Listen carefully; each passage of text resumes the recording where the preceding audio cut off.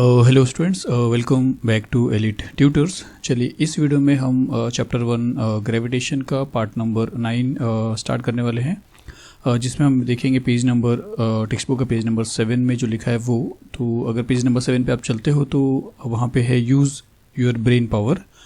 तो देखिए वहाँ पे क्या लिखा है कि अकॉर्डिंग टू न्यूटन्स लॉ, अभी तक आपने जो भी पढ़ा है उसके बेस पे आपको समझना आगे कि according to Newton's law of gravitation, तो न्यूटन का जो ग्रेविटेशन का लॉ है उसके अकॉर्डिंग से every object attracts every other object.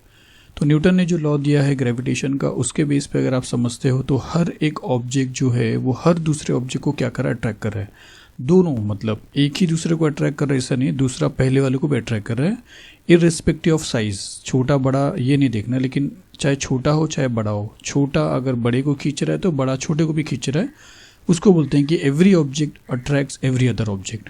तो ये इतना अगर 3 लाइन आप देखते हो तो आपको क्या समझता है कि अगर हर ऑब्जेक्ट एक दूसरे को खींचता है अपनी तरफ, तो यहाँ पे क्या लिखा कि thus if the earth attracts an apple. तो अगर ये बात हम समझते हैं कि हर एक ऑब्जेक्ट दूसरे ऑब्जेक्ट को खींचता है, तो अगर जो अर्थ है अगर वो एप्पल को अट्रैक्ट कर रहा है, मतलब एप्पल को अपनी तरफ खींचने की कोशिश कर रहा है, तो thus if the earth attracts an apple towards itself, अगर एप्पल को अर्थ अपनी तरफ खींच रहा है तो the apple also attracts the earth towards itself. तो इसका ये भी मतलब होगा कि एप्पल भी अर्थ को अपनी तरफ अट्रैक्ट कर रहा होगा विद द सेम फोर्स। देखिए सेम फोर्स, यहाँ पे आप थोड़ा कंफ्यूज हो जाओगे कि अगर वो सेम फोर्स से अर्थ, अगर जिस फोर्स से अर्थ एप्पल को अट्रैक्ट कर रहा है, अगर उसी सेम फोर्स से एप्पल भी अर्थ को अट्रैक्ट कर रहा है, तो यहाँ पे क्वेश्चन आता है कि why then does the apple fall towards the earth.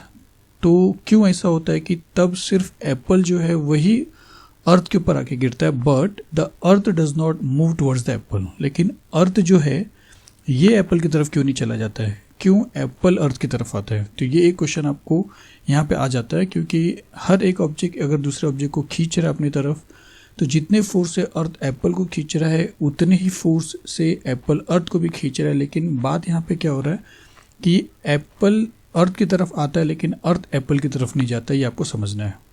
तो ये चीज़ आपको समझेगा। देखिए फॉर एग्जांपल अगर हमारे पास 2 ऑब्जेक्ट हैं, एक हैवी मास वाला है और एक कम मास वाला है, और अगर हमको इन दोनों के बीच का डिस्टेंस पता है, दोनों का मास पता है, तो हम क्या कर सकते हैं, दोनों के बीच में जो फोर्स है वो न्यूटन के लॉ के हिसाब से फाइंड आउट कर सकते हैं। फिर जो भी फोर्स इनके बीच में हम फाइंड आउट करेंगे, वो फोर्स ये अप्लाई कर रहा है इसके ऊपर और एट द सेम टाइम वही फोर्स ये अप्लाई कर रहा है इसके ऊपर। लेकिन होता क्या है स्टूडेंट्स, ये आपको याद रखना है कि जब फोर्स तो दोनों का इक्वल रहता है, अपोजिट डायरेक्शन में रहता है, तो उस टाइम पे बड़ा जो ऑब्जेक्ट होता है जिसका मास ज़्यादा रहता है, वो क्या करता है स्मॉलर ऑब्जेक्ट को, अब वो ऑब्जेक्ट कुछ भी हो, उस पर एक्सेलरेशन प्रोड्यूस करता है, ना कि छोटा वाला बड़े पे। बड़ा वाला जो बॉडी रहेगा वो छोटे वाले पे एक्सेलरेशन प्रोड्यूस करेगा। एक्सेलरेशन फिर से मैं आपको बता रहा हूँ, जैसे अगर आप बाइक पे बैठे होगा, बाइक को आपने स्टार्ट किया, फिर एक्सेलरेट किया, तो फिर बाइक आगे भागेगा, मतलब वेलोसिटी चेंज होगी। तो जब ये जो बॉडी है बड़ा वाला बॉडी, जब ये छोटे वाले बॉडी पे एक्सेलरेशन प्रोड्यूस करता है, तो इसकी वेलोसिटी चेंज होती है, और इसकी वेलोसिटी किस तरफ जाती है, टुवर्ड्स इटसेल्फ, मतलब हैवी बॉडी की तरफ। तो इसके ऊपर एक एक्सेलरेशन प्रोड्यूस होएगा जिसकी वजह से ये जो बॉडी है ये इस तरफ आएगा। तो एक्सेलरेशन हमेशा स्मॉलर मास वाले बॉडी पे प्रोड्यूस होता है और हैवी वाला बॉडी जो है वो प्रोड्यूस करता है। तो वही चीज़ यहाँ पे अगर आप देखोगे तो अर्थ इतना हैवी बॉडी है कि उसके लिए ये मून तो छोड़िए, ये जो आप देख रहे हो ये इतना बड़ा साइज़ तो कोई मैटर नहीं करता, मतलब इतना बड़ा तो एक्चुअल में है भी नहीं, दिखेगा भी नहीं आपको। एक पॉइंट मैंने आपको पहले बताया था, एक पॉइंट भी इस ट्री से काफ़ी बड़ा है, एक पॉइंट एक बिल्डिंग से भी काफ़ी बड़ा है। तो एप्पल तो बहुत ही छोटा है, तो एप्पल को एक्सेलरेशन मिलता है towards the centre of the earth. तो यही वजह है कि एप्पल अर्थ पे फॉल हो जाएगा लेकिन अर्थ जो है एप्पल की तरफ नहीं जाएगा। तो ये पूरा का पूरा जो आप समझ रहे हो ये एक्सेलरेशन पे होता है। हैवी बॉडी जो होता है, मास जिसका ज़्यादा होता है, वो प्रोड्यूस करता है एक्सेलरेशन स्मॉलर बॉडी पे, ये आपको समझना था। चलिए फिर इसके बाद देखते हैं। फिर इसके बाद देखिए क्या लिखा है, देखिए क्या लिखा है कि the gravitational force due to the earth, मतलब अर्थ के वजह से जो ग्रेविटेशनल फोर्स अर्थ खींचता है, मतलब जो अर्थ रखता है, ऐसा समझिए जो भी ऑब्जेक्ट है इसके ऊपर, तो the gravitational force due to the earth also acts on the moon. इसका जो ग्रेविटेशनल फोर्स है वो मून को पे भी एक्ट करता है, मतलब मून को भी अट्रैक्ट कर रहा है। आपको पता अगर ये इसको अट्रैक्ट कर रहा है तो ये भी उसको अट्रैक्ट करेगा। तो होगा क्या, मैं आपको बताता हूँ, यहाँ पे जो लिखा है उसके बेस पे समझते हैं। तो the gravitational force due to the earth also acts on the moon.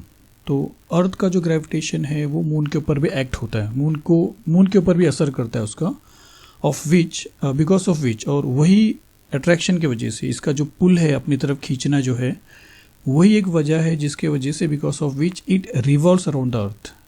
अब देखिए, अब ये अगर ग्रेविटेशनल पुल इसके ऊपर आ रहा है तो आपके दिमाग में आना चाहिए कि ये इसके ऊपर नीचे चलाना चाहिए, लेकिन यहाँ पे क्या लिखा कि because of which it revolves around the earth, और वही वजह है कि ये रिवॉल्व होता है। तो अब यहाँ पे समझना है कि रिवॉल्व क्यों हो रहा है। अगर इसके पास ग्रेविटेशनल पुल है, इसके ऊपर ये हैवी बॉडी है, ये कम बॉडी है, मतलब हैवी इससे साइज इससे मास में कम है, तो ये इसकी तरफ गिरना चाहिए।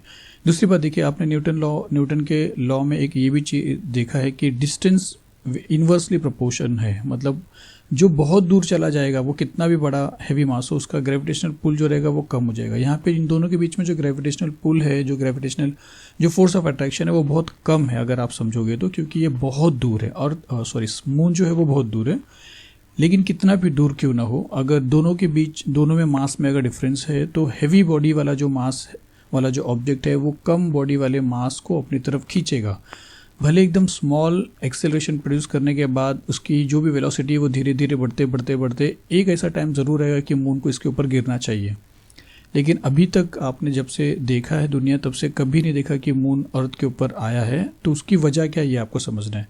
हालांकि इसका जो ग्रेविटेशनल फोर्स है वो इसके ऊपर लग रहा है, लेकिन ये इसके ऊपर गिरने की जगह पे ये इसके आजू बाजू घूम रहा है। तो उसकी वजह क्या है मैं आपको बताऊंगा आगे। इसको थोड़ा रीड करेंगे, कुछ नहीं समझेगा मैं जानता हूँ, एक बार रीड करने के बाद फिर एक बार हम समझेंगे, उसके बाद तो आपको ये समझ में आएगा।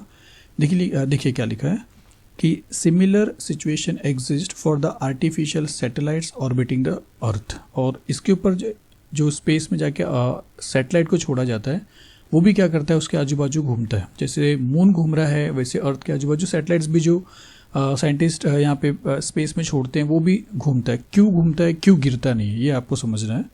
समझेगा आपको, थोड़ी देर रुकिए। The moon and the artificial satellites orbit the earth. तो मून भी क्या कर रहा है और आर्टिफिशियल सैटेलाइट भी क्या कर रहा है, दोनों भी अर्थ को ऑर्बिट कर रहे हैं, मतलब दोनों आजू बाजू, मतलब एक अपने अपने ऑर्बिट में दोनों भी अर्थ के चारों तरफ घूम रहे हैं। यहाँ पे समझना है क्यों घूम रहे हैं, इसका रीजन अभी बाकी है। फिर देखिए क्या लिखा है, the earth attracts them towards itself. Earth क्या कर रहा है, दोनों को अट्रैक्ट कर रहा है, चाहे आर्टिफिशियल सैटेलाइट की बात हो चाहे मून की बात हो। तो the earth attracts them towards itself, अपनी तरफ अट्रैक्ट कर रहा है। But unlike the falling Apple, लेकिन एप्पल फॉलिंग एप्पल के जैसा नहीं है, नॉट लाइक दैट, है ना, अनलाइक। जैसा वो तो गिर गया था लेकिन ये लोग नहीं गिर रहे। तो वही लिखा है कि but unlike the falling Apple they do not fall on the earth. ये लोग गिरते नहीं अर्थ के ऊपर। वाई, ये क्वेश्चन अभी भी बाकी, क्यों नहीं गिरते। अब देखिए ये जो पढ़ रहा हूँ इसको बताऊंगा, उसके बाद फिर यहाँ पे थोड़ा सा बताता हूँ। दिस इज बिकॉज, देखिए सबसे मेन जो वजह है वो आपको समझना है। This is because of the velocity of the moon. क्योंकि देखो मून को रखा नहीं गया वहाँ पे, मून को वेलोसिटी देके रखा गया। मैं थोड़ी देर में और बताऊंगा, अब एक बार रीड कर लीजिए कि वेलोसिटी यहाँ पे बहुत ज़्यादा मायने रखता है। सो this is because of the velocity of the moon and the satellites जो यहाँ पे स्पेस में लॉन्च किया जाता है उसको वेलोसिटी दी जाती है, वॉज नॉट देयर। एक minute, this is because of the velocity of the moon and the satellites along their orbits. उनके ऑर्बिट्स पे जो भी उनका ऑर्बिट होता है वहाँ पे दोनों के पास क्या होता है, मून के पास भी वेलोसिटी होता है और सैटेलाइट के पास भी वेलोसिटी होता है। If this velocity was not there, अगर वेलोसिटी नहीं रही सैटेलाइट के पास भी या मून के पास भी, दे would have fallen on the earth. तो दोनों भी अर्थ के ऊपर आ जाएंगे। मैं एक बार आपको बता रहा हूँ। फॉर एग्जाम्पल आपने क्या किया, यहाँ से हाइट पे गए कुछ बहुत आगे हाइट पे, और एक सैटेलाइट को सिर्फ आपने ऐसे छोड़ दिया, ऐसे और छोड़ दिया तो वो सैटेलाइट नीचे आके गिर जाएगा कुछ टाइम के बाद। लेकिन अगर उस सैटेलाइट को आपने थोड़ा सा मोशन दे दिया तो क्या होगा, मोशन देने का मतलब है वेलोसिटी दे दिया उसको, तो क्या होगा। तो आपको समझना है। जैसे एक बार यहाँ पे मैं आपको बता रहा हूँ। देखिए अगर हम मून को सिर्फ रख दें, मतलब हमारे सपोज ऐसा करें कि आपके पास बहुत ज़्यादा पावर आ गया, आपने मून को सिर्फ ऐसा हाथ में लिया और ऐसे रखा यहाँ पे, तो एक टाइम ऐसा आएगा, चाहे जितनी दूर आप चले जाइए, एक टाइम ऐसा है कि वो मून जो है वो अर्थ के ऊपर आके गिरी जाएगा। लेकिन ऐसा नहीं होता है। क्यों नहीं होता है, क्योंकि देखिए अब अगर एक चीज़ और समझिए कि अगर सपोज ये जो मून है इसके आजू बाजू कोई ना हो, कुछ भी ना हो, एकदम पूरे स्पेस में कुछ भी ना हो, बिल्कुल कोई अदर ऑब्जेक्ट रहे ना, और फिर अगर आप इसको एक मोशन दे दोगे ना तो उसी तरफ जाएगा, और अगर इस तरफ दोगे तो इसी तरफ आएगा। कब तक आएगा? वो चलता ही रहेगा, चलता ही रहेगा, चलता ही रहेगा, जब तक कोई एक्सटर्नल फोर्स ना जाए उसको खींचने वाला। जैसे अगर इसको आप वेलोसिटी दी, जैसे मैंने इसके पहले बताया तुमको आपको कि अगर आप इसको वेलोसिटी देते हो कि इस तरफ जाने के लिए, तो उसी तरफ जाते जाएगा, और अगर इस तरफ दोगे तो इसी तरफ चलता ही चला जाएगा। कब तक? जब तक उसको खींचने के लिए एक कोई एक्सटर्नल फोर्स ना जाए। तो यहाँ पे अगर एक अर्थ आ जाता है तो अर्थ का जो ग्रेविटेशनल फोर्स है इसके ऊपर असर करने लगता है, लेकिन इसके पास पहले से एक वेलोसिटी है, ये रुका हुआ नहीं है, ये चल रहा था। ऐसा समझिए कि ये चल रहा था, ऐसा समझिए कि ये कहीं से कुछ नहीं था और ये ऐसा चल के आ रहा था, और फिर बीच में देखा तो अर्थ आ गया। तो अब क्या होगा? अर्थ का जो पुल है वो इसके ऊपर लगने लगेगा। तो अब ये रिवॉल्व होएगा स्टूडेंट्स, आपको समझना, ये रिवॉल्व होएगा, ये ना कि चला जाएगा। अब देखिए यहाँ पे एक चीज़ और समझना है कि अगर आप यहाँ पे कोई चीज़ ऐसा थ्रो करते हो, मैं एक थोड़ा सा बताता हूँ आपको कि यहाँ से अगर आप कोई चीज़ थ्रो करोगे ऐसा ऊपर की तरफ तो वो नीचे आएगा, फिर आप थ्रो करोगे ऊपर की तरफ नीचे आएगा, फिर आप थ्रो करोगे ऊपर की तरफ तो नीचे आएगा, और अगर फिर ऐसा करोगे तो वो कहाँ जाएगा? फिर वो ऐसा घूमते रह जाएगा, फिर ऐसे घूमते रह जाएगा। तो अब एक बात यहाँ पे ये समझना है, यहाँ पे किसी को कोई थ्रो नहीं किया गया, तो नेचुरली ये सारी चीज़ गॉड ने किया, ऐसा समझिए। अब यहाँ पे एक चीज़ समझिए कि इसकी जो वेलोसिटी है चलने की और अर्थ की जो पुलिंग पावर है वो दोनों इस तरह बैलेंस हुए हैं कि ये एस्केप भी नहीं हो पा रहा है, ये चला भी नहीं जा रहा है। जैसे देखिए अगर ये बहुत फास्ट आता था, बहुत तेज़ी से अगर आ रहा है तो, और ये खींच भी रहा है तो भी इसको कोई फ़र्क नहीं पड़ेगा, क्योंकि इसकी वेलोसिटी इतनी ज़्यादा है कि वो यहाँ से आएगा, थोड़ा ऐसा बेंड होएगा और बेंड होएगा, लेकिन चला ही जाएगा, एस्केप हो जाएगा, क्योंकि इसकी जो पुलिंग पावर है वो इतनी ज़्यादा नहीं थी। लेकिन अगर इसकी वेलोसिटी इस तरह एडजस्ट हो जाए कि इसका पुलिंग और इसकी वेलोसिटी दोनों बैलेंस हो जाए, तो अब ये क्या करेगा? सिर्फ और सिर्फ घूमता ही रहेगा, वो सिर्फ और सिर्फ ऐसे घूमते रहेगा और ज़िंदगी भर घूमता रहेगा, जो अभी हो रहा है। मतलब इसकी वेलोसिटी की वजह से और इसके अर्थ के ग्रेविटेशनल पुल के बैलेंस के वजह से ये घूमता ही रहता है।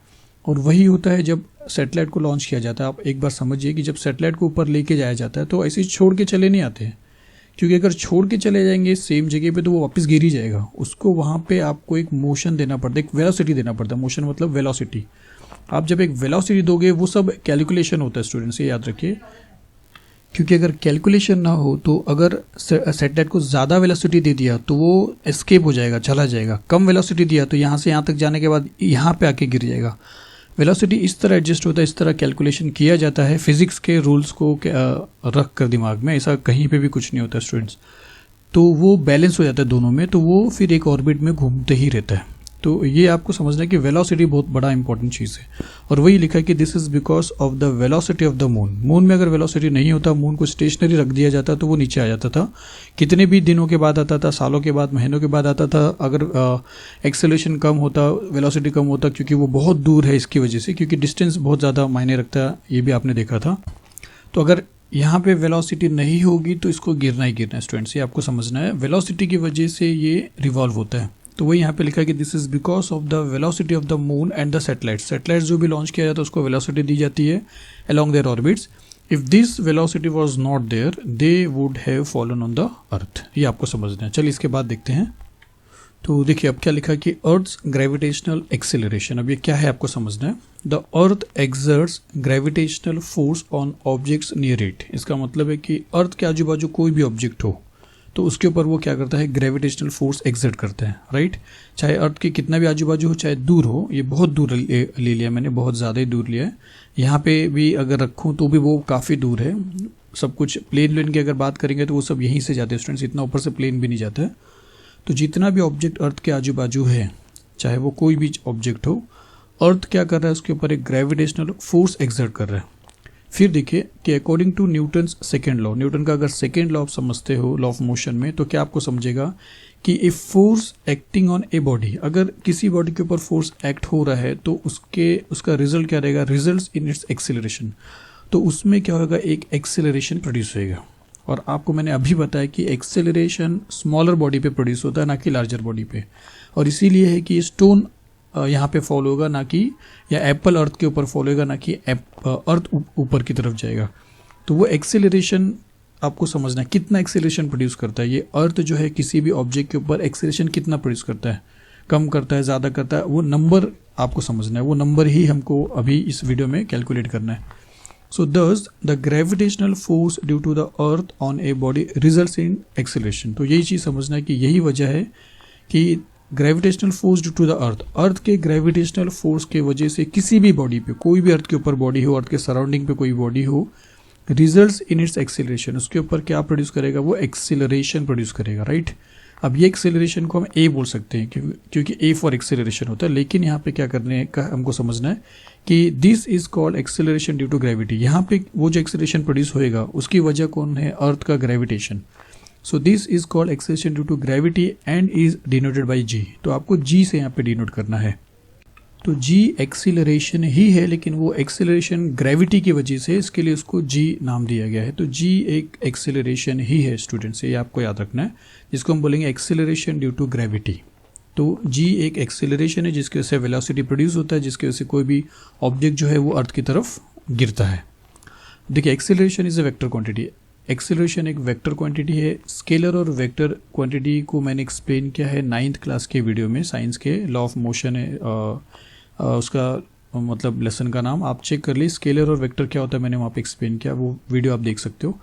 तो देखिए acceleration is vector quantity. Acceleration एक वेक्टर क्वांटिटी, मतलब उसको डायरेक्शन चाहिए, डायरेक्शन। तो यहाँ पे जिस भी बॉडी पे एक्सेलरेशन प्रोड्यूस होता है तो उसको कौन सा डायरेक्शन मिलता है, उसको अर्थ का सेंटर का डायरेक्शन मिलता है, वर्टिकली जाता है, वो इधर उधर ऐसा स्लैंटिंग पोजीशन में नहीं जाता है। यहाँ पे रहेगा तो भी वर्टिकली सीधा इसके, यहाँ पे रहेगा तो वर्टिकली, यहाँ पे रहेगा तो वर्टिकली, ऐसा ऐसा करके नहीं गिरता कोई चीज़। यहाँ पे रहेगा तो सीधा सीधा सीधा, मतलब वर्टिकली। तो एक्सीलरेशन अगर वेक्टर क्वांटिटी है तो उसको डायरेक्शन चाहिए। तो as the gravitational force on any object due to the earth की वजह से जो ग्रेविटेशनल होता है, फोर्स होता है, वो किसी भी ऑब्जेक्ट पे वो कैसा होता है, is directed towards the centre. वो सेंटर की तरफ होता है, हमने देखा था सेंटर ऑफ मास जैसा बोलते हैं, सेंटर की तरफ होता है, centre of the earth. The direction of the acceleration due to gravity is also directed towards the centre of the earth. तो इसीलिए जो भी ऑब्जेक्ट के ऊपर ग्रेविटेशनल पुल हो रहा है उसका जो डायरेक्शन रहेगा वो टुवर्ड्स द सेंटर रहेगा, जो बोलेंगे वर्टिकली डाउनवर्ड्स, जिसको हम बोलेंगे सीधा नीचे की तरफ जाना, वर्टिकली डाउनवर्ड्स। तो चलिए इसके बाद देखते हैं आगे। फिर इसके बाद आपको थिंक अबाउट इट में लिखा था कि what would happen if there were no gravity. अब देखिए अगर ग्रेविटी ही ना रहे, ग्रेविटी ही ना रहे, किसी भी दो बॉडी के बीच में अट्रैक्शन नहीं रहे, बड़ा बॉडी छोटे बॉडी को बड़े बॉडी छोटे बॉडी के बीच में अट्रैक्शन ना रहे, जिसकी वजह से आप ये भी सोच सकते हो एक्सेलरेशन ना रहे, तो क्या होगा। तो आप उसको समझ सकते हो कि there were no gravity there would be no gravitational attraction between any particles and any particles. कोई भी पार्टिकल हो, हैवी मास, देखिए पार्टिकल्स में आप कुछ भी ले लीजिए, किसी भी पार्टिकल को ले लीजिए, किसी भी दो पार्टिकल्स के बीच में कोई भी अट्रैक्शन नहीं रहेगा। तो एंड हेंस होगा क्या कि all the objects would have floated. तो सारे के सारे ऑब्जेक्ट्स फ्लोट होते रहेंगे, हम भी फ्लोट होते रहेंगे, जैसे स्पेस में जाके देखिए फ्लोट होता है लोग, फ्लोट होते हैं लोग। तो फ्लोट अगर होंगे तो हम अपना काम कैसे कर पाएंगे, तो कुछ भी एग्जिस्ट जैसा नहीं होता था। या दूसरी बात आप समझिए कि there would be no formation of solar system. Solar system ही नहीं बनता था, सन सेंटर नहीं बन पाता था, अर्थ उसके बाजू में नहीं घूम सकता था, अर्थ सेंटर नहीं बन पाता था, मून उसके बाजू में नहीं घूमता था। उसी तरह जितने प्लैनेट्स है वो सन के आजू बाजू नहीं घूम सकते थे। इवन गैलेक्सी नहीं फॉर्म होता था जहाँ पे सन ऑर्बिट कर रहा है, ये सारे चीज़ कुछ भी नहीं हो पाते थे। ये सारे के सारे चीज़ सिर्फ और सिर्फ ग्रेविटेशन की वजह से हो रहे हैं। दूसरा क्वेश्चन क्या बोला है कि what would happen if the value of G was twice as large. अभी जो जी का यूनिवर्सल ग्रेविटेशनल जो हम देखते हैं 6.67 इंटू 10⁻11, ये वैल्यू को अगर डबल किया जाता, तो अगर जी के वैल्यू को आप डबल करोगे तो जो भी ग्रेविटेशनल एक्सेलरेशन प्रोड्यूस होता है उसमें भी क्या होता था, ट्वाइस, वो भी डबल हो जाता था, मतलब पुल ज़्यादा हो जाता था। जितना भी दो बॉडी के बीच में जो मतलब ग्रेविटेशनल कांस्टेंट है, अगर उसको डबल करोगे तो फिर अट्रैक्शन भी क्या होएगा, डबल हो जाएगा। तो हम यहाँ पे बोल सकते हैं कि if G the gravitational constant was twice its value, अपने वैल्यू से वो अगर ट्वाइस हो जाता है, then the gravitational force of attraction between bodies will also be double. तो बॉडीज के बीच में जो ग्रेविटेशनल फोर्स है वो भी डबल हो जाएगा, मतलब एक्सेलरेशन जो प्रोड्यूस होगा हमारे ऊपर वो भी ज़्यादा हो जाएगा।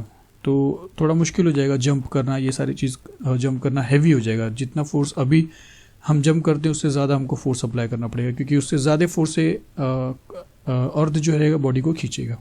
चलिए इसके बाद देखते हैं। तो चलिए देखिए क्या लिखा कि value of G on the surface of the earth. तो जी जो है एक्सेलरेशन ड्यू टू ग्रेविटी, ये एक्सेलरेशन है लेकिन ग्रेविटेशन की वजह से इसके लिए इसको जी बोला जाता है।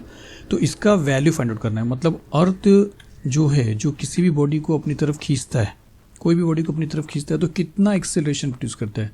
देखिए डिफरेंट बॉडी को वो डिफरेंट एक्सेलरेशन प्रोड्यूस करता है। अगर ये क्वेश्चन आपको आ रहा है तो ये आपको निकालना पड़ेगा, क्योंकि अर्थ जितना हैवी है, इतना ज़्यादा बड़ा है कि इसके ऊपर बड़े बड़े ऑब्जेक्ट भी इसके लिए बहुत छोटे हैं। तो जितना वो बड़े ऑब्जेक्ट पे एक्सेलरेशन प्रोड्यूस कर रहा है, एक्ट कर रहा है, उसके अराउंड में सभी। लेकिन हाँ, कुछ ऐसा बोल सकते हो कि अर्थ का जो शेप है अगर वो राउंड नहीं है, थोड़ा सा फ्लैट है, तो कहीं कहीं पे एक्सेलरेशन में फ़र्क आता है। वो हम आगे के वीडियो में देखने वाले। फिलहाल के लिए इतना समझिए कि इसके आजू बाजू में जितने भी ऑब्जेक्ट्स हैं उसके ऊपर जो एक्सेलरेशन उसका प्रोड्यूस होता है वो सेम ही होता है। अब उसका वैल्यू हमको फाइंड आउट करना है। तो वैल्यू ऑफ जी, उसको नंबर्स में हमको काउंट करना है। तो value of G on the surface of the earth. तो देखिए we can calculate the value of G by using Newton's universal law of gravitation. जो न्यूटन का लॉ था, F which is equal to G into m upon d square, जो हमने पहले देखा था वीडियोज़ में, उसके बेस पे आप ये फाइंड आउट कर सकते हो कि कितने एक्सेलरेशन प्रोड्यूस करता है वो। मतलब जी का वैल्यू आप फाइंड आउट कर सकते हो फॉर एन ऑब्जेक्ट, कोई भी ऑब्जेक्ट के लिए ऑफ मास एम। सपोज हम किसी एक ऑब्जेक्ट को अज्यूम करेंगे, कोई भी ऑब्जेक्ट हो जो अर्थ से थोड़ा डिस्टेंस पे है, और उसका मास हम ले लेंगे एम, स्मॉल एम, और situated at a distance of r. और उसके और अर्थ के बीच का जो डिस्टेंस है सेंटर से लेके और उस ऑब्जेक्ट के सेंटर ऑफ मास से लेके जो डिस्टेंस है वो स्मॉल आर लिया है from the centre of the earth. तो अब आपको क्या समझना, सपोज करिए ये बॉडी है, ये बॉडी है। अब इसके बीच का जो देखिए ये डिस्टेंस तो बहुत मैक्सिमम डिस्टेंस मैं बताऊँ, यहाँ पे तो रहेगा ही नहीं वो चीज़। कोई भी ऑब्जेक्ट अगर है तो यहाँ पे सपोज करिए यहाँ पे कोई ऑब्जेक्ट है यहाँ पे, तो इसके बीच में और सेंटर के बीच में जो डिस्टेंस है, ये डिस्टेंस आपको आर अज्यूम करना है। फिर इसका जो मास है, इसका मास देखिए, अर्थ का मास भी चाहिए, अर्थ के मास को हम कैपिटल एम लेंगे, इसका जो मास है वो स्मॉल एम लेंगे। इस ऑब्जेक्ट के लिए हम काम करने वाले हैं, तो इसका जो मास है वो ये एम है, और अर्थ का जो मास है वो आपको याद रखना है। अर्थ का मास आपको लिखना है, मैं लिख के दूंगा लेकिन आपको याद भी रखना है, टेक्स्ट बुक में भी दिया हुआ है। तो हमको जी का वैल्यू फाइंड आउट करना है। चलिए किस तरह फाइंड आउट करेंगे, यहाँ पे कैलकुलेट करना पड़ेगा आपको। तो चलिए अब हम देखते हैं कि जो जी का जो वैल्यू है नंबर्स में वो कितना है, वो फाइंड आउट करेंगे। और वो भी न्यूटन के यूनिवर्सल लॉ ऑफ ग्रेविटेशन का जो फॉर्मूला है, मतलब दो बॉडी के बीच में जो फोर्स ऑफ अट्रैक्शन होता है उसके फॉर्मूले से हम किस तरह फाइंड आउट करेंगे वो देखते हैं। तो देखिए the law of gravitation gives, जो ग्रेविटेशन का न्यूटन ने लॉ जो दिया था वो क्या दिया था, वो ये दिया था कि फोर्स बिटवीन टू बॉडीज को अगर आपको फाइंड आउट करना है तो उसका फॉर्मूला है F which is equal to universal gravitational constant into mass of first object into mass of second object. यहाँ पे हम ये जो कैपिटल एम है ये अर्थ का मास लेंगे, और ये स्मॉल एम जो है वो उसका मास लेंगे जिसके ऊपर एक्सेलरेशन प्रोड्यूस होने वाला है, तो वो छोटा एम है। और द होल डिवाइडेड बाय, आपको मालूम है डिस्टेंस, दोनों के बीच का जो डिस्टेंस है, यहाँ पे हम डी स्क्वायर लिख सकते हो या आप आर स्क्वायर लिख सकते हो, जो टेक्स्ट बुक में लिखा है मैं वो लिख रहा हूँ, ये भी चीज़ मैंने आपको बताया था। तो ये है न्यूटन ने जो फॉर्मूला दिया था। इसको क्या करते हैं, कंडीशन नंबर 1 कर लेते हैं। उसके बाद एक चीज़ आपको और पता होना चाहिए या मालूम है आपको कि फोर्स का एक जो फॉर्मूला है F which is equal to m into a, mass into acceleration. ये फॉर्मूला हमने प्रीवियस स्टैंडर्ड में पढ़ा है कि force which is equal to mass into acceleration. अब इसमें जो एक्सेलरेशन की बात हम कर रहे हैं वो कौन सा एक्सेलरेशन की बात कर रहे हैं, वो एक्सेलरेशन है जो ग्रेविटेशन की वजह से किसी भी ऑब्जेक्ट के ऊपर हो रहा है। तो इसी ए को हमने जी एज्यूम किया था स्टूडेंट्स, क्योंकि एक्सेलरेशन ड्यू टू ग्रेविटी के बारे में बात हो रहा है। तो ये ए जो है इसको हम जी लिख देंगे, तो जी बन जाएगा। तो एम जी मतलब मास इंटू एक्सेलरेशन है। यही एक्सेलरेशन वो एक्सेलरेशन है जो ड्यू टू ग्रेविटी है। इसको करते हैं कंडीशन नंबर 2 और फिर दोनों को देखते हैं। तो अब दोनों को अगर कंपेयर करेंगे तो ये जो m है और ये जो m है ये सेम है। क्यों? क्योंकि ये तो फॉर्मूला है। ये जिस भी बॉडी को लेके हम एक्सपेरिमेंट कर रहे हैं उसका मास है, और उसी मास के ऊपर ये भी उसी मास के ऊपर जो फोर्स है, जो एक्सेलरेशन है उसी मास के ऊपर है। तो दोनों वन एंड द सेम है, ये आपको याद रखना, दोनों डिफरेंट नहीं है। अब यहाँ पे जो लेफ्ट साइड में फोर्स है, यहाँ पे जो लेफ्ट साइड में फोर्स है, हमने ये सोचा है, हमने ये फाइंड आउट किया है कि दोनों के बीच में जो फोर्स है वो कितना है। तो ये वो F है, और ये जो F है ये भी वही है कि जिसकी वजह से वो जो एक्सेलरेशन प्रोड्यूस है वो ज़मीन की तरफ गिर रहा है। मतलब दोनों भी फोर्स सेम है। तो अगर ये दोनों फोर्स सेम है, ये दोनों मास भी सेम है, देखिए मास दोनों सेम है ये याद रखिए, ये दोनों फोर्स सेम है ये याद रखिए। तो हमको तो फिलहाल ये फोर्स पे चलना है कि इसका लेफ्ट हैंड साइड वही फोर्स है, इसका भी लेफ्ट हैंड साइड वही फोर्स है। तो दोनों फोर्स अगर सेम है तो हम फ्रॉम 1 and 2 क्या बोल सकते हैं। तो यहाँ पे हम ऐसा लिखेंगे कि फ्रॉम 1 and 2 से हमको मिलेगा कि ये और ये इक्वल है, मतलब mg जो है mg ये इक्वल है GMM अपॉन r स्क्वायर से। ये चीज़ इक्वल मिलेगा क्योंकि इसका भी इसका जो राइट हैंड साइड ये है और इसका जो राइट हैंड साइड ये है, तो अगर लेफ्ट हैंड साइड सेम है तो राइट हैंड साइड भी सेम हो जाएंगे। तो आपको तो ये g फाइंड आउट करना है, एक्सेलरेशन ड्यू टू ग्रेविटी। तो अगर ये g को यहाँ पे रख के m को यहाँ पे भेजते हैं तो g को हम यहाँ पे रखते हैं और ये सब सेम लिखते हैं GMM अपॉन r स्क्वायर, और ये जो इसके साथ मल्टीप्लाई हुआ जब इस तरफ आएगा तो डिवाइड हो जाएगा। फिर आपको मैंने बताया था ये दोनों मास जो है वो एक ही मास है, एक ही ऑब्जेक्ट के लिए हम दोनों चीज़ स्टडी कर रहे हैं। तो ये दोनों m कैंसिल हो जाएगा, तो जो बच रहा है वो अगर यहाँ पे लिखा जाए तो which is equal to GM upon r square. तो ये है आपका g का अभी तक का वैल्यू। अभी उसके बाद क्या होएगा देखिए कि इसके बाद अगर हम एक चीज़ समझें कि if the object is situated on the surface of the अर्थ, इसका मतलब क्या है कि अर्थ के सरफेस के ऊपर अगर वो ऑब्जेक्ट है जिसका मास यहाँ पे कैंसिल हुआ है, तो जो रेडियस जो दोनों के बीच का डिस्टेंस रहेगा, मैंने आपको बोला कि कोई एक बात ऐसा बता दे रहा हूँ कि सपोज ये अर्थ है और यहाँ पे एक मास है, तो उसके बीच का जो डिस्टेंस है आपको भले लग रहा हो कि ये अर्थ से बाहर है और इसका डिस्टेंस आगे है थोड़ा, लेकिन सेंटर से लेके ये जो डिस्टेंस आप देख रहे हो और उसके आगे का जो डिस्टेंस देख रहे हो, दोनों को आप डिस्टिंग्विश नहीं कर सकते क्योंकि अर्थ इतना बड़ा है कि इसके ऊपर का जो भी ऑब्जेक्ट कितने भी ऊपर रहे तो वो डिस्टेंस यही डिस्टेंस अज्यूम करेंगे। मतलब इन दोनों के बीच का डिस्टेंस वही लेंगे जो यहाँ से लेके यहाँ तक का सरफेस तक का डिस्टेंस है। ये आपको समझना है क्योंकि अर्थ बहुत ज़्यादा बड़ा है स्टूडेंट्स, ये आपको याद रखना है। अर्थ के ऊपर कोई चीज़ है तो अर्थ का रेडियस और अर्थ और उस ऑब्जेक्ट के बीच का रेडियस दोनों सेम ही होता है। इसके लिए ये जो आर है इसको हम रिप्लेस करेंगे कैपिटल आर से, और कैपिटल आर को क्या समझेंगे, radius of the earth. Thus the value of the g on the surface of the earth is. अब क्या होगा, ये जो स्मॉल आर है वो कैपिटल आर में हम चेंज कर देंगे। तो यहाँ पे फिर इसका जो जी का फॉर्मूला है वो बन जाएगा g which is equal to GM upon capital R square, ऐसा हो जाएगा। जहाँ पे जी है यूनिवर्सल ग्रेविटेशनल कांस्टेंट, M है mass of the earth, R है रेडियस ऑफ द अर्थ। जिसमें आपको सबका वैल्यू पता है स्टूडेंट्स, जिसमें से नहीं पता तो मैं लिख रहा हूँ लेकिन आपको बाय हार्ट रखना पड़ेगा। तो जी का वैल्यू आपको मालूम है जो हमने ऑलरेडी पीछे भी किया है। तो हम क्या करेंगे, जी का वैल्यू लिखेंगे, एम का वैल्यू लिखेंगे, आर का वैल्यू लिखेंगे, सॉल्व करेंगे तो आपको क्या मिलेगा, आपको जी मिलेगा और वही है एक्सीलरेशन ड्यू टू ग्रेविटी का वैल्यू। तो चलिए इसको सपोज यहाँ पे लिखता हूँ इक्वल का साइन। तो ग्रेविटेशनल कांस्टेंट जो क्या था 6.67 इंटू 10⁻⁻11 न्यूटन मीटर पर सेकेंड स्क्वायर, जो यूनिट नहीं लिखेंगे, multiply by mass of the अर्थ। आपको अर्थ का मास लिखना है जो है 6 इंटू 10⁻24 kg, तो kg भी नहीं लिखना आपको। फिर the whole divided by radius of the earth, तो the whole divided by radius of the earth. तो रेडियस ऑफ द अर्थ क्या है 6.4 इंटू 10⁻6 मीटर है, तो वो भी छोड़ दीजिए। लेकिन ये सिंस स्क्वायर है तो आपको यहाँ पे क्या करना पड़ेगा, स्क्वायर लिखना पड़ेगा। अब ये चीज़ आपको सॉल्व करना है, आपको जी मिल जाएगा। तो किस तरह सॉल्व करेंगे वो देखते हैं। तो सपोज ये इक्वल का साइन मैंने यहाँ पे लिखा, 6.67 को यहाँ पे लिख रहा हूँ, फिर ये जो 10⁻11 इसको छोड़ के ये जो 6 है वो यहाँ पे लिखता हूँ, फिर इन दोनों को साथ में लिखता हूँ 10⁻11 मल्टीप्लाई बाय 10⁻24 और फिर द होल डिवाइडेड बाय ये चीज़ जिसमें 6.4 इंटू 10⁻6 स्क्वायर है, तो 6.4 2 टाइम हो जाएगा, तो 6.4 मल्टीप्लाई बाय 6.4 और इसको 2 टाइम करेंगे तो 6 2 12 10⁻12 हो जाएगा। ये भी मैंने पहले की वीडियो में बताया है, a⁻m इंटू n के जो फॉर्मूला उसके बेस पे, तो 6 2 12 हो जाएगा। तो ये पूरा पावर बन जाएगा 10⁻12। अब ये पावर को पूरा सॉल्व करते हैं। जैसा ही देखिए 10⁻11 है, फिर आगे है 10⁻24 और फिर अगर इसको ऊपर ले लेंगे तो ये बन जाएगा 10⁻12, क्योंकि ये +12 ऊपर जाएगा तो -12। इन दोनों को सॉल्व करेंगे तो ये 10 तो सेम रहेगा, ये 24 बन जाएगा, क्योंकि प्लस और माइनस माइनस होएगा। मैंने बोला था ऐड होता है, लेकिन साइन के हिसाब से सॉल्व करोगे तो 24 - 12 कितना हो जाएगा, 12 हो जाएगा। और फिर ये 10⁻11 और फिर ये दोनों ऐड होएगा, लेकिन साइन डिफरेंट है तो आपको सब्ट्रैक्ट करना पड़ेगा, तो माइनस और प्लस माइनस होएगा, तो 12 - 11 1 आएगा, मतलब 10⁻1 आएगा। और 10⁻1 का मतलब होता है 10, मतलब ये पूरा जो सोल्यूशन है वो 10 मिला। तो यहाँ पे क्या लिख सकते हैं, और अपर साइड में मिला क्योंकि सब ऊपर गया है तो ऊपर 10 मिल रहा है आपको। तो यहाँ पे हम क्या लिखेंगे, which is equal to 6.67 multiply by 6 upon 6.4 multiply by 6.4 फिर मल्टीप्लाई बाय 10, ये जो बच रहा था 10। तो आपको इसको सॉल्व करना है। अब यहाँ पे एक चीज़ आपको समझना है कि डेसिमल के बाद मतलब पॉइंट के बाद 2 प्लेस है, पॉइंट के बाद 1 प्लेस है, पॉइंट के बाद 1 प्लेस है।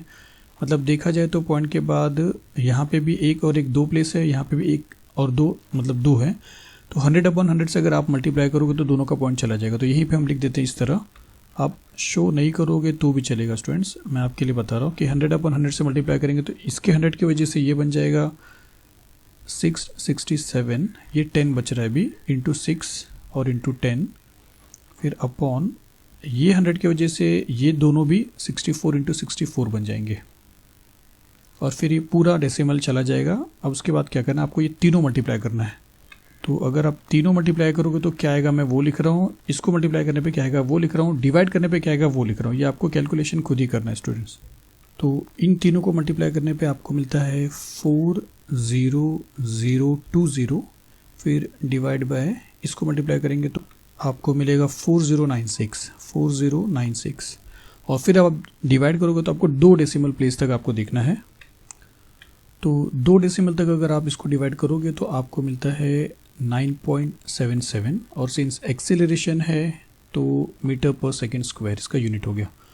तो ये है ग्रेविटेशनल मतलब एक्सेलरेशन ड्यू टू ग्रेविटी। ये सभी ऑब्जेक्ट के ऊपर सेम रहता है स्टूडेंट्स, और टेक्स्ट बुक में लिखा भी है कि this acceleration depends only on the mass m and radius r of the earth.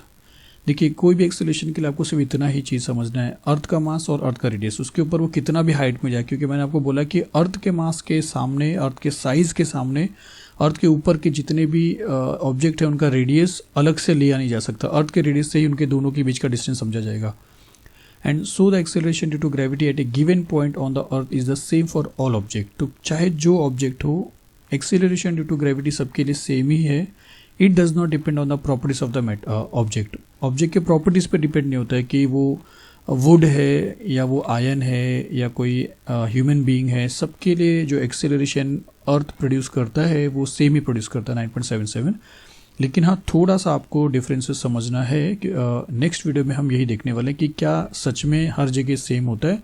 तो नहीं, कहीं कहीं पे चेंजेस होता है। वो चेंजेस क्या होता है वो हम देखने वाले हैं नेक्स्ट वीडियो में। तो चलिए मिलते हैं नेक्स्ट वीडियो में जल्दी ही। Thank you very much.